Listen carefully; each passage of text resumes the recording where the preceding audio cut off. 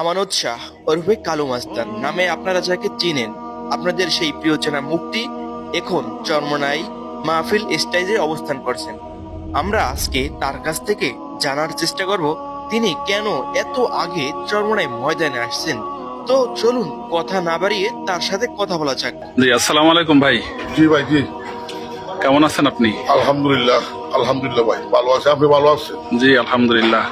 চরমোনাই মাহফিল তো এখনো প্রায় 5 দিন বাকি। জি।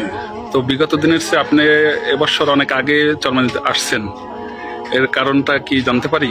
কারণ ভাই, সত্য কথা যেটা, মাহফিলে যখন আরম্ভ ডেট হয়ে যায়, জি এই মাহফিলে আসার কতক্ষণ মাহফিলে আসবো এটা হলো মনের মধ্যে একটা উদার উদার ভাব থাকে, জি। শান্তি লাগে।